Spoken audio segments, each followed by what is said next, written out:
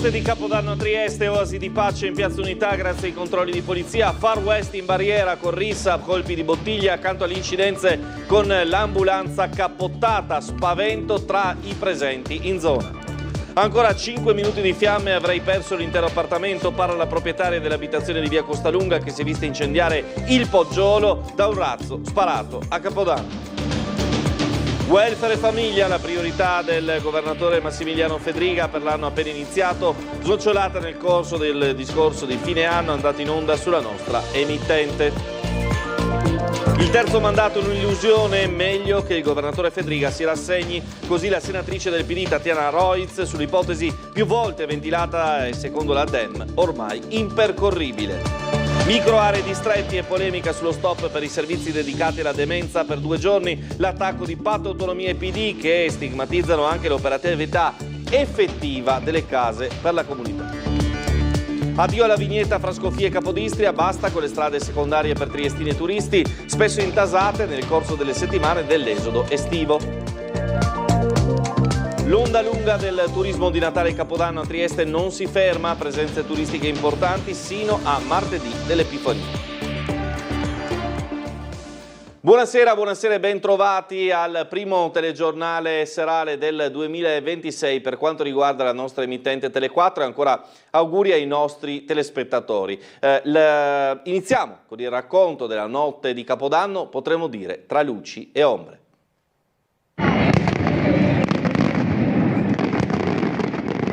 Un'oasi di pace e divertimento in Piazza dell'Unità, il Far West, con tanto di bottigliate e frammenti di vetro tra i passanti, in largo barriera. Sono i 2 volti della notte di San Silvestro a Trieste. Nel salotto buono della città, 80 fra poliziotti, carabinieri e steward hanno garantito il perfetto svolgimento della serata, tra canti, balli e fuochi d'artificio, con buona pace dei droni. I botti costano un quinto e divertono di più.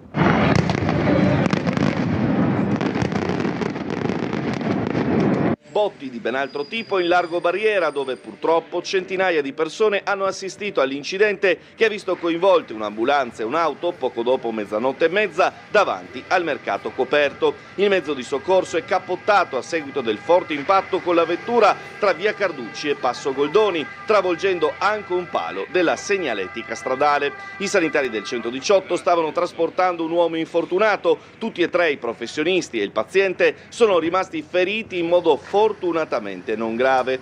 Con i soccorritori ancora in piena azione e la più totale incuranza delle forze dell'ordine e dei pompieri presenti sul posto, ecco scoppiare una rissa a colpi di bottigliate di vetro a qualche metro di distanza. Protagonisti un gruppo di centroamericani. Diversi frammenti di vetro sono finiti verso il teatro dell'incidente, investendo uno dei soccorritori, altri in direzione dei tanti passanti fermatisi a guardare lo schianto in una via Carducci completamente bloccata e illuminata da decine di luci d'emergenza. La lite è andata avanti a colpi di fondi di birre da mezzo litro e insulti in spagnolo, pare la variante colombiana, mentre decine di passanti sono scappati nelle vie laterali per paura di essere feriti. Tra questi non solo triestini ma anche molti turisti, soprattutto austriaci, che avevano parcheggiato il proprio veicolo al multipiano adiacente l'ospedale maggiore per scendere verso il centro. Dai sorrisi e i brindisi in piazza si è passati allo spavento in quella che è e resta anche nel 2026 la zona più pericolosa di Trieste.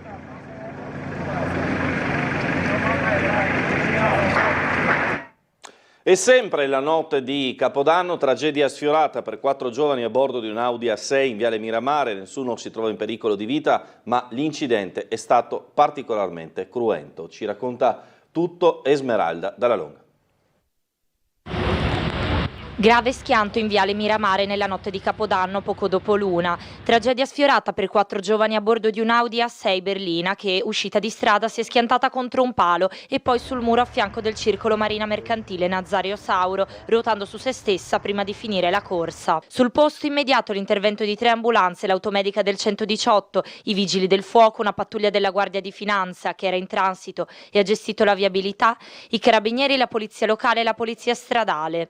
I 4 4 sono rimasti incastrati all'interno dell'abitacolo, privi di sensi, il veicolo completamente distrutto, ma il bilancio finale ha dell'incredibile. Nessuno dei 4 si trova in pericolo di vita.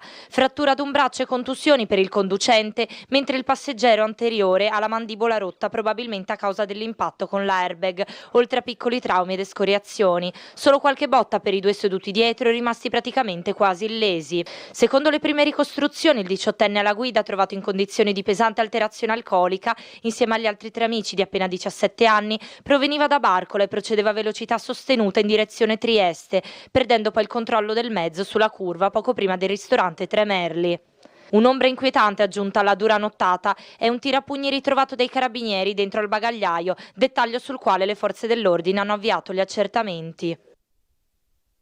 Parliamo ora dell'incendio in un terrazzo di un'abitazione in via Costalunga che ha rischiato di causare la perdita dell'appartamento stesso, l'estensione delle fiamme a tutta l'abitazione, sempre nella notte di Capodanno, in questo caso a causa di un razzo, un fuoco d'artificio sparato all'interno del poggiolo.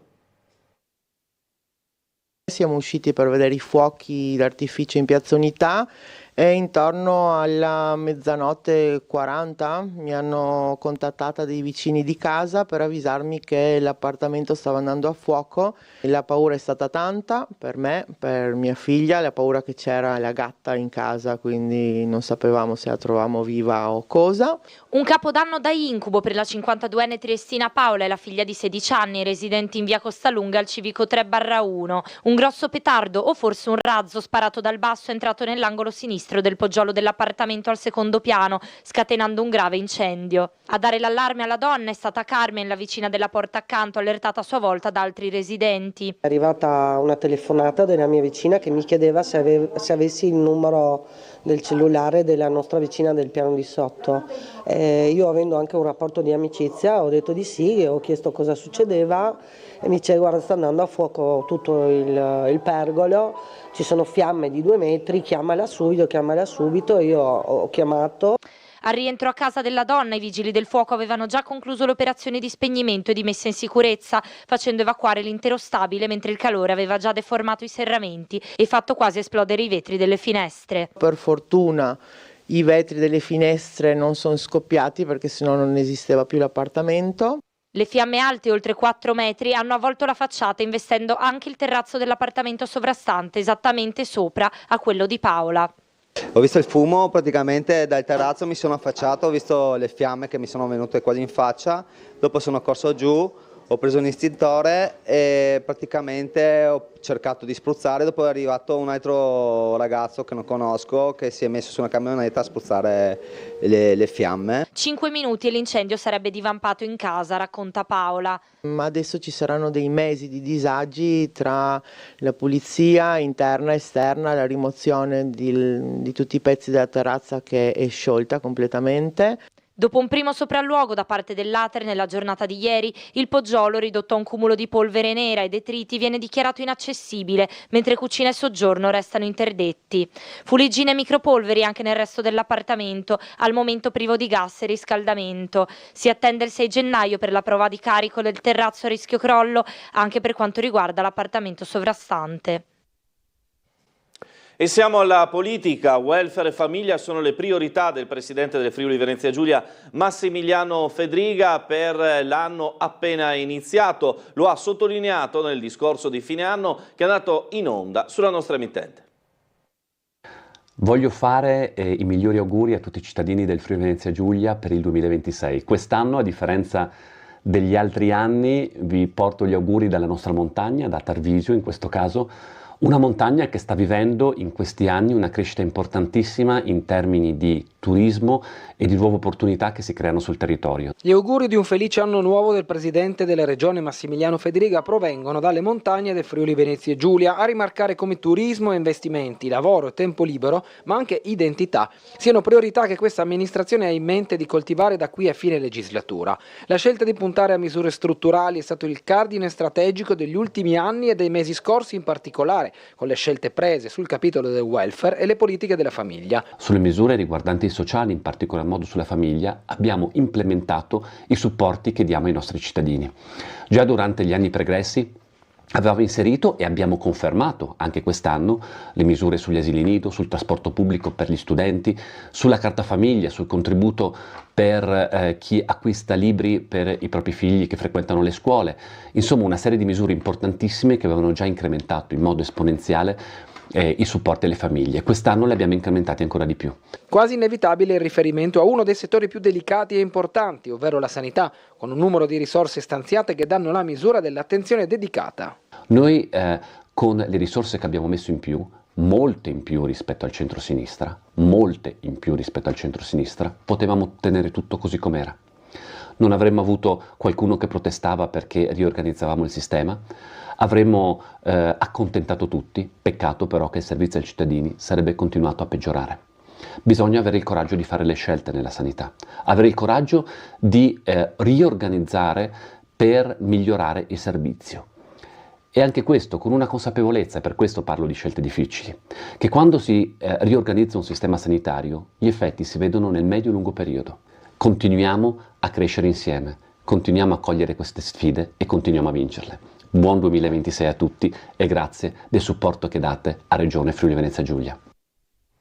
Il presidente Fedriga si metta l'animo in pace, il terzo mandato non si farà. Lo ha detto oggi durante Sveglia Trieste la senatrice del PD, Tatiana Rojc, commentando le ultime uscite istituzionali del governatore del Friuli Venezia Giulia. Sentiamo il servizio del nostro Umberto Bosazzi.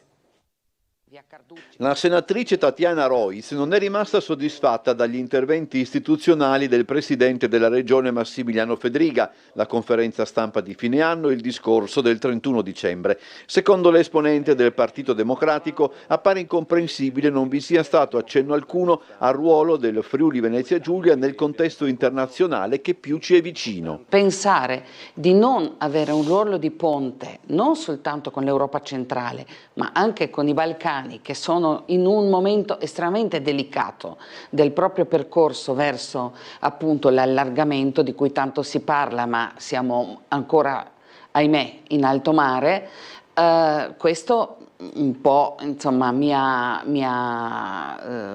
sorpreso. Diciamo. Insistere poi sul terzo mandato, secondo la senatrice, sarebbe una pia illusione per più di una ragione, una più politica, l'altra dai contorni più personali, e che Rojc non lo dice ma fa capire, varrebbe anche per i sindaci e gli stessi parlamentari. È una pia illusione, è stato dichiarato più volte e da istituzioni importanti del nostro paese che insomma non ci sarà un terzo mandato. 10 anni sono importanti, sono un concentrato di lavoro che difficilmente lascia spazi o energie per dare di più. Se si vuole dare di più bisogna fare una riflessione seria soprattutto su se stessi. Infine, scontenta la senatrice l'assenza di accenni al seggio garantito per un esponente della comunità slovena. Sarebbe forse il caso in questo frangente di sederci a un tavolo tutti gli interessati, ecco, e di cercare di trovare una soluzione.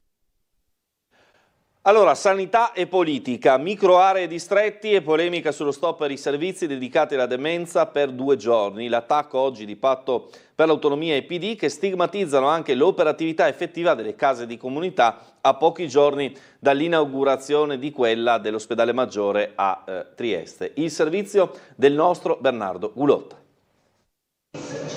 Torna al centro dell'attenzione il tema dei servizi di supporto alle persone affette da demenza dopo la presentazione di una nuova interrogazione in Consiglio regionale che denuncia ulteriori disservizi nei gruppi di stimolazione neurocognitiva. In regione si stima vivano circa 15.000 persone con demenza, molte delle quali a Trieste. Da oltre 20 anni in una microarea della città è attivo un servizio che rappresenta un punto di riferimento non solo per i partecipanti ma anche per le loro famiglie. Secondo quanto ricostruito nell'interrogazione presentata dai consiglieri Russo e Massolino, Il servizio sarebbe stato sospeso nuovamente in alcune giornate di dicembre, il 10 e il 15, senza alcun preavviso preventivo. Le persone coinvolte si sarebbero presentate regolarmente nella sede del servizio, trovandola chiusa e restando senza supporto. Un episodio che riaccende l'attenzione sulla gestione dei servizi sociosanitari, sulle responsabilità di quanto accaduto e sulle garanzie per il futuro di un'attività considerata essenziale per molte persone fragili. Il tema di fatto è quello del personale, poco, a detta dei consiglieri, distribuito male nelle strutture di riferimento. Avevamo appunto chiesto un piano straordinario di assunzione che vada a incidere, a rafforzare tutti i servizi sociosanitari di prossimità, quindi parliamo di distretti, consultori, centri di salute mentale, microaree, porterati sociali e soprattutto l'impegno a garantire che il personale necessario a far funzionare le nuove case di comunità non venga sottratto a questi presidi, ma venga invece acquisito ex novo. Noi siamo interessati a capire se le case di comunità possano essere davvero un servizio di prossimità per i cittadini più fragili. Non vorremmo però, come è successo negli ultimi giorni, nelle ultime settimane, che si facesse il gioco delle tre carte, che il personale che oggi è già sul territorio, lavora molto bene nelle microaree, sui territori più disagiati, venga sostanzialmente spostato da un giorno all'altro, creando quei disservizi che ad esempio hanno portato delle persone a presentarsi a degli sportelli di servizi importanti e non trovare nessuno perché nel frattempo il personale era stato spostato. Allora, Asugi replica le affermazioni emerse durante la conferenza stampa odierna convocata dai consiglieri Russo e Massolino che abbiamo appena sentito, precisando in una nota che non vi è stata alcuna riduzione dei servizi attivi nelle microaree per favorire l'attivazione della casa di comunità del Maggiore, entrato operativamente in funzione oggi 2 gennaio. Le criticità segnalate riguardo alla stimolazione neurocognitiva sono riconducibili esclusivamente a problemi di comunicazione nella programmazione del personale di microarea e non a scelte organizzative o a tagli del servizio. I disagi si sono verificati in poche occasioni a metà dicembre e hanno interessato una sola microarea sulle 15 di Trieste. Il modello organizzativo delle microaree resta invariato e non sono previste modifiche al loro funzionamento. Il servizio di stimolazione neurocognitiva è e sarà garantito anche nel 2026 tramite operatori di cooperativa sociali in appalto. L'eventuale evoluzione del sistema, conclude la nota di Asugi, avverrà in modo graduale sempre in accordo con il Comune di Trieste e Ater. Ed ora veniamo a quella che è una buona notizia per i triestini e per i tanti transfrontalieri, l'addio alla vignetta sulla tratta Scofie-Capodistria. Ho comprato la vignetta al bagno in Croazia che avevo da andare.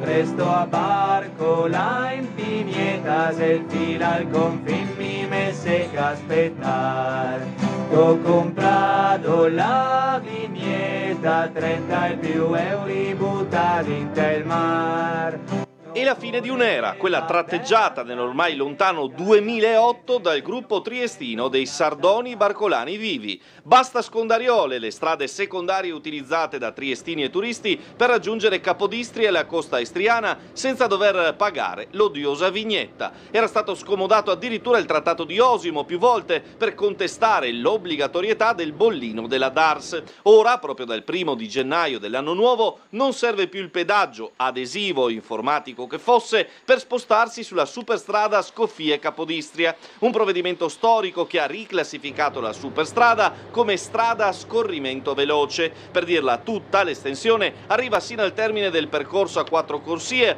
ricomprendendo la galleria sino a Isola. Il provvedimento in realtà non nasce solo dal pressing italiano, ma sulla base dei disagi causati al traffico sulla viabilità locale, quindi il forte afflusso sulla piccola viabilità esterna, vedi anche i confini secondari, ma anche grazie a un'iniziativa politica della deputata socialdemocratica Meira Ott e dal deputato al seggio riservato alla comunità nazionale italiana Felice Zizza, con una petizione firmata da 8.000 persone. Occhio però, per i meno avvezzi, per entrare sull'autostrada sul Carso, in direzione Lubiana, la vignetta resta tale quale. Allora, l'onda lunga del turismo di Natale e Capodanno a Trieste non si ferma perché sono previste presenze turistiche importanti sino all'Epifania. Ne abbiamo parlato questa mattina con il numero 1 di Federalberghi Locale.